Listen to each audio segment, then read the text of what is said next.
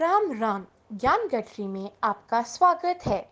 अनमोल भजनों और रोचक जानकारी का आनंद लेने के लिए हमारे चैनल को लाइक, शेयर एंड सब्सक्राइब करें।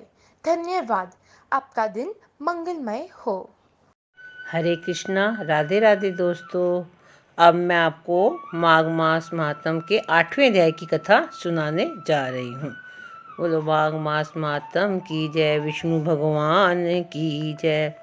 पिछली श्रृंखला में हमने सुना कि दत्तात्रेय जी यमराज से पूछने लगे कि किस कर्म से मनुष्य यमलोक को प्राप्त होता है। तो यमदूत कहने लगा कि तुमने बड़ा सुंदर वार्ता पूछी है, यद्यपि मैं अपराधीन हूँ, फिर भी तुम्हारे स्नेहवश अपनी बुद्धि के अनुसार बतलाता हूँ।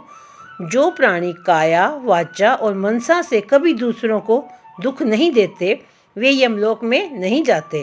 हिंसा करने वाले वेद, यज्ञ, तप और दान से भी उत्तम गति को नहीं पाते। अहिंसा सबसे बड़ा धर्म, तप और दान ऋषियों ने बतलाया है। जो मनुष्य जल या पृथ्वी पर रहने वाले जीवों को अपने भोजन के लिए मारते हैं, वे काल सूत्र नामक नरक में पड़ते हैं और वहाँ पर अपना मांस खाते और रक्त पीप पान करते हैं तथा पीप की कीच में उनको कीड़े काटते हैं। हिंसक, जन्माद, काने, कुबड़े, लूले, लंगड़े, दरिद्री और अंगहीन होते हैं। इस कारण लोक तथा परलोक में सुख की इच्छा करने वाले को काया, वाचा तथा मन में दूसरे का द्रोह न करना चाहिए। जो हिंसा नहीं करते उनको किसी प्रकार का भय नहीं होता। जिस तरह सीधी और टेढ़ी दोनों प्रकार की बहने वाली नदियाँ समुद्र में मिल जाती हैं, वैसे ही सब धर्म अहिंसा में प्रवेश कर जाते हैं।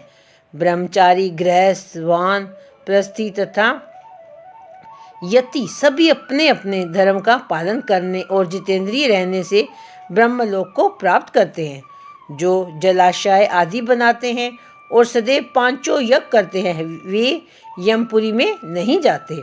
जो इंद्रियों के वशीभूत नहीं हैं, वेदवादी और नित्य ही अग्नि का पूजन करते हैं, हवन करते हैं, वे स्वर्ग को जाते हैं। युद्ध भूमि में जो शूरवीर मर जाते हैं, वह सूर्य लोक को प्राप्त होते हैं। जो अनाथ स्त्री शरण में आए हुए तथा ब्राह्मण की रक्षा के लिए प्राण देते हैं, वे कभी स्वर्ग से नहीं लौटते। जो मनुष्य लूले, लंगड़े, बाले, वृद्ध, अनाथ तथा गरीबों का पालन करते हैं, वह भी स्वर्ग में जाते हैं। जो मनुष्य गौओं के लिए पानी का आश्रय करते हैं तथा कुआं, तालाब और बावड़ी बनवाते हैं, वे सदैव स्वर्ग में निवास करते हैं। जैसे जैसे जीव इनमें पानी पीते हैं, वैसे ही उनका धर्म बढ़ता है। जल से मनुष्य के प्राण हैं, इसलिए जो प्याऊ आदि लगाते हैं, वे अक्षय स्वर्ग को प्राप्त होते हैं। बड़े बड़े यज्ञ भी वे फल नहीं देते, जो अधिक छाया वाले वृक्ष मार्ग में लगाने से देते हैं। जो मनुष्य वृक्ष रोपण करता है, वह सदैव दानी और यज्ञ करने वाला होता है। जो अच्छे फल तथा अच्छी छाया वाले मार्ग के वृक्षों को काटता है, वह नरगामी होता है। तुलसी का वृक्ष लगाने वाला सब पापों से छूट जाता है। जिस घर में तुलसी वन है, वह घर तीर्थ समान है और उस घर में कभी यमदूत नहीं जाते। तुलसी की सुगंध से पितरों का चित्त आनंदित हो जाता है और वे विमान में बैठकर विष्णुलोक को जाते हैं। नर्मदा नदी का दर्शन, गंगा का स्नान और तुलसी दल का स्पर्श, ये सब बराबर बराबर फल देने वाले हैं। हर एक द्वादशी को ब्राह्मण भी तुलसी का पूजन करते हैं। रतन, सोना, फूल और मोती की माला के दान का इतना पुण्य नहीं जितना तुलसी की माला के दान का है। जो फल आम के 1000 और पीपल के 100 वृक्षों के लगाने से होता है, वह तुलसी के एक वृक्ष लगाने से होता है। पुष्कर आदि तीर्थ, गंगा आदि नदी, वासुदेव आदि देवता सब ही तुलसी में वास करते हैं। जो मनुष्य 1 बार, 2 या 3 बार रेवा नदी से उत्पन्न शिव मूर्ति की पूजा करता है अथवा स्फटिक रत्न के पत्थर के आप निकले हुए तीर्थ में, पर्वत या वन में रखी हुई शिव की मूर्ति की पूजा करता है और सदैव ओम नमः शिवाय, ओम नमः शिवाय मंत्र का जाप करता है, वह यमलोक की कथा भी नहीं सुनते। प्रसंग, शत्रुता, अभिमान या लोभ से शिव पूजा करने वाले भी यम द्वार नहीं देखते।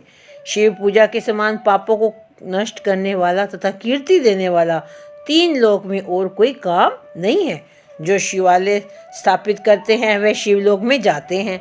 ब्रह्मा, विष्णु तथा शिव का मंदिर बनाकर मनुष्य बेकुंठ वासी होता है।